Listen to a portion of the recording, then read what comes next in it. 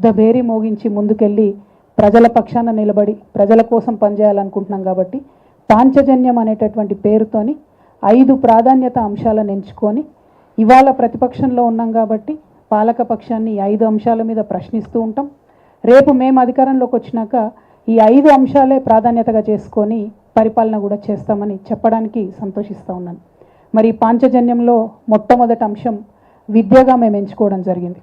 ఇవాళ ఒక పేద మధ్యతరగతి ఇండ్లు చూసుకున్నట్టయితే విద్యకు వైద్యానికి కలిపి 60% పైచిలకు వాళ్ళ మొత్తానికి ఇన్కమ్ అంతా కూడా వెళ్ళిపోతుంది. 60% ఇన్కమ్ ఈ రెండిటికే పోయిన తర్వాత సేవింగ్స్కి కానీ, ఒక కొత్త వ్యాపారం చేసుకోవడానికి కానీ, ఒక చిన్న అసెట్ కొనుక్కోవడానికి కానీ, ఒక నగ కొనుక్కోవడానికి కానీ, అనుకోకుండా ఏదైనా ఎమర్జెన్సీ వస్తే చేసుకోవడానికి కానీ పేద మధ్యతరగతి ఇంట్లో ఒక రూపాయి కూడా మిగిలే పరిస్థితి లేదు.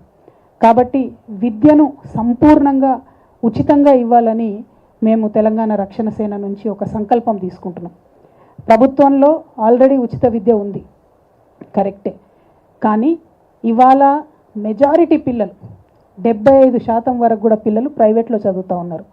మేము తెలంగాణ రక్షణ సేన నుంచి అనేక మంది నిపుణులతో సంప్రదించిన తర్వాత ప్రైవేట్ స్కూళ్ళలో చదివేటటువంటి వాళ్ళకు, ప్రైవేట్ కాలేజీలో చదివేటటువంటి వాళ్ళకు, ప్రొఫెషనల్ కోర్సెస్లో ఉన్నటువంటి వాళ్ళకు కూడా విద్యను ఉచితంగా ఇవ్వాలనేటటువంటి ఒక సంకల్పంతోనే మేము ముందుకు రావడం జరుగుతుంది.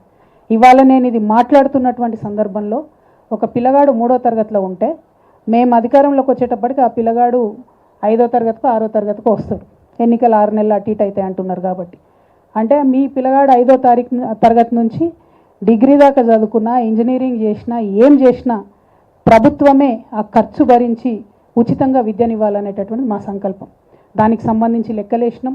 ఎన్ని పాఠశాలలు ఉన్నాయి, ఏ గ్రేడ్లో ఎన్ని పాఠశాలలు ఉన్నాయి, ఏ ఏ తరగతుల్లో ఎవరెవరు చదువుతూ ఉన్నారు, ఇటువంటి లెక్కలు అనేకం వేసిన తర్వాతనే చాలా స్పష్టంగా చాలా నిర్దిష్టమైనటువంటి ప్రణాళికలు సిద్ధం చేసుకున్ననే నేను ఈ అనౌన్స్మెంట్ చేస్తూ ఉన్నా. మీరందరూ గత 20 సంవత్సరాల నుంచి నన్ను చూసిండ్రు. 27 ఏళ్ల వయసులో నేను ఉద్యమానికి వస్తే ఇప్పుడు నాకు 47 దాటి 48కి వచ్చిన. ఈ 20 ఏళ్లలో చెప్పిన మాట మీద నేను నిలబడి ఉన్న తప్పితే ఎప్పుడు వెనక్కి పోలే. ఎన్ని కష్టాలు వచ్చినా, ఎన్ని నష్టాలు వచ్చినా చెప్పిన మాట మీద, పట్టిన తువ మీద విడవకుండా నేను నిలబడి ఉన్నటువంటి వ్యక్తిని. కాబట్టి నేను ముఖ్యంగా మా అక్క చెల్లెలకు, తెలంగాణ వ్యాప్తంగా ఉన్న అక్క చెల్లెలకు మాటిస్తున్నా, ఉచిత విద్య ప్రైవేట్ స్కూల్లో చదువుకున్నా సరే, మీ పిల్లగాడు డాక్టర్ చదువుకున్నా సరే, ఇంజనీర్ చదువుకున్నా సరే, రాకెట్ సైంటిస్ట్ అయినా సరే, వారిని చదివించే బాధ్యత తెలంగాణ ప్రభుత్వం తీసుకుంటుంది. తెలంగాణ రక్షణ సేన అది సాధించి తీరుతుంది. మీ జేబులకెళ్ళి ఒక్క రూపాయి ఖర్చు లేకుండా చేసి నేను చూపిస్తాను. రెండవది వైద్యం.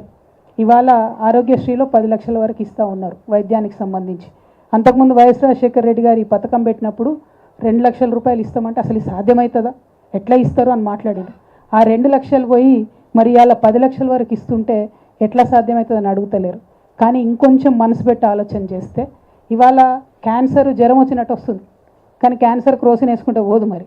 కాబట్టి క్యాన్సర్కి కావాల్సినటువంటి ట్రీట్మెంట్ ఏదైతే ఉంటుందో 10 లక్షా, 15 లక్షా, 20 లక్షా, 25 లక్షా, ఎంత బాధగా ఉంటుందండి. కండ్ల ముంగట ఇంటి మనిషి చనిపోతుంటే ఆ వైద్యానికి డబ్బులు ఇవ్వలేనటువంటి వాళ్ళు చాలామంది ఉన్నారు. నిన్నగాక మొన్న గద్వాల్లో ఒక ఎగ్జాంపుల్ చూసినాం. గవర్నమెంట్ హాస్పిటల్కి తల్లిని తీసుకపోతే మా దగ్గర లేదయ్యా ఇంతకన్నా వైద్యం, దయచేసి మీరు తీసుకుపోండి అంటే ఓన్లీ 3 lakhs రూపీస్ అవుతుంది. తెలిసి కూడా ఎక్కడికి తీసుకుపోదాము, ఎట్లా తీసుకుపోదాము, ఆడికి తీసుకుపోయినాక 3 లక్షలు అంటారు, చేర్చినాక 15 లక్షలు అంటారు, మా పరిస్థితి ఏందని తల్లిని పోన్లే బతికింది కదా ఉన్నన్నాళ్ళని సర్ది పెట్టుకునే పరిస్థితి ఇవ్వాలంటే కూడా తెలంగాణ రాష్ట్రంలో ఉన్నది.